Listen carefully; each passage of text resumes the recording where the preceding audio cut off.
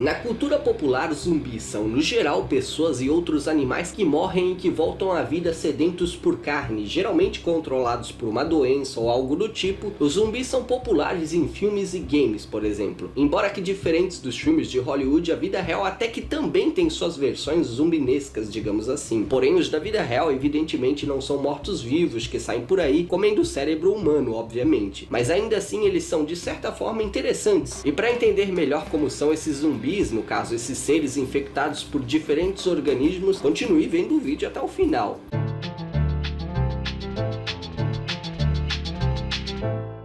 Oi pessoas, o meu nome é Johnny, mas vocês podem me chamar de Mingau. E para começar o vídeo eu vou falar do Ophiocordyceps unilateralis, que é uma espécie de fungo que infecta formigas fazendo com que elas mudem o comportamento. O que esse fungo faz é manipular formigas, fazendo com que uma formiga saia do ninho e das trilhas e vá para um lugar alto. E lá a formiga usa sua mandíbula para se prender e assim ela fica até morrer. O fungo faz isso para se reproduzir e quando está pronto para isso, ele libera seus esporos na população de formigas que está abaixo, infectando assim outras formigas. Mas para a sorte dessas formigas, o fungo demora cerca de uma semana para brotar e mais um mês para ficar maduro, que é quando ele libera seus esporos. Acontece que estudos recentes mostram que nesse tempo de maturação do fungo, ele fica vulnerável à infecção por outro fungo hiperparasitoide, que impede o Ophiocordyceps de liberar seus esporos, o que acaba controlando o número de formigas infectadas nas colônias. Mas o Ophiocordyceps unilateralis não é o único fungo capaz de infectar e fazer organismos agirem de formas estranhas.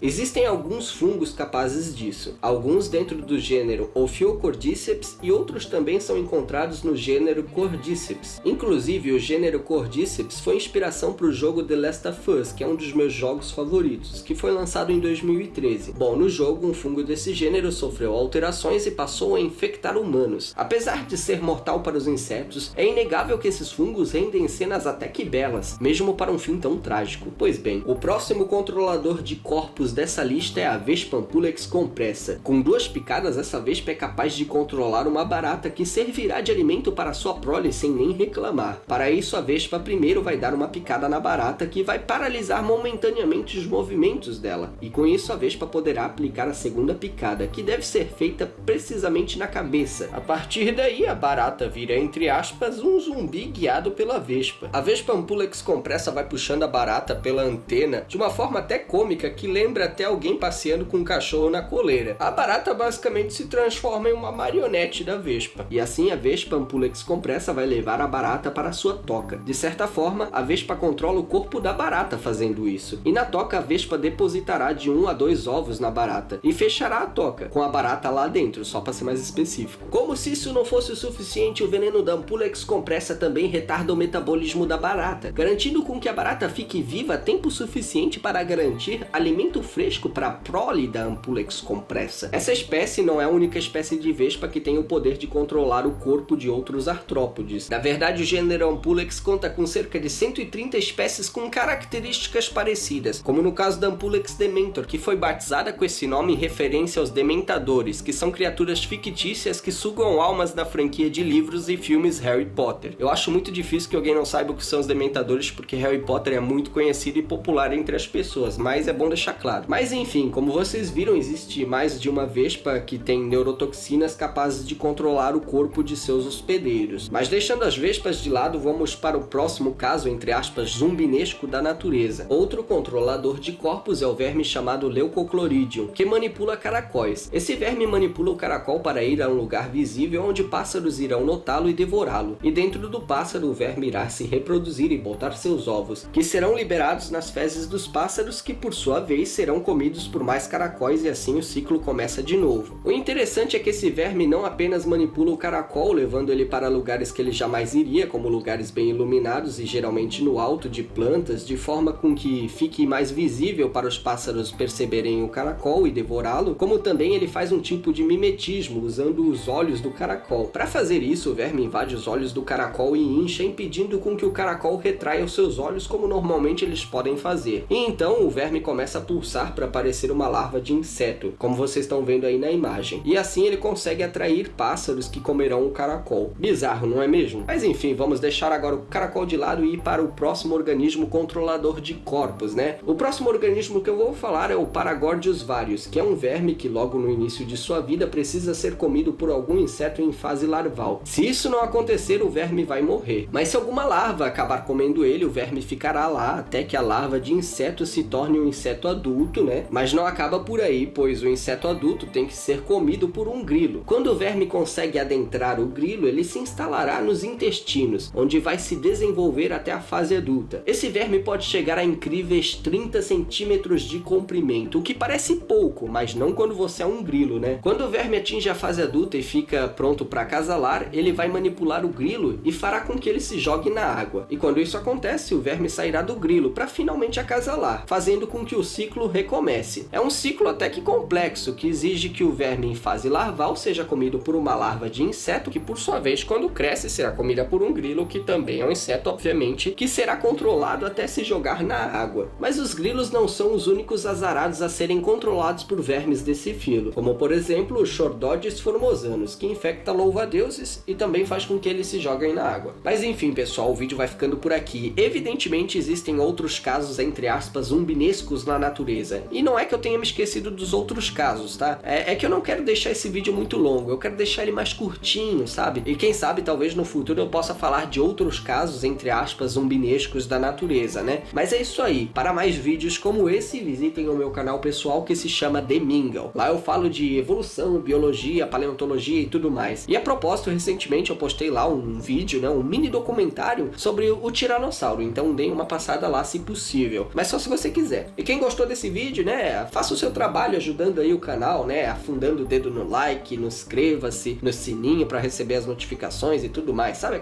Aquela força básica que você pode dar aqui pro canal, né? Faz um comentário aí, fala o que tu achou do vídeo e enfim, confira as referências, é claro, né? Se você quiser. E o link do meu canal, pessoal, vai estar ali, né, junto com as referências. E então, se inscrevam aqui no canal e depois dê uma passada lá no meu canal se você quiser. Mas é isso aí, pessoal. Um abraço para todo mundo que assistiu até aqui e até a próxima. Tchau, tchau!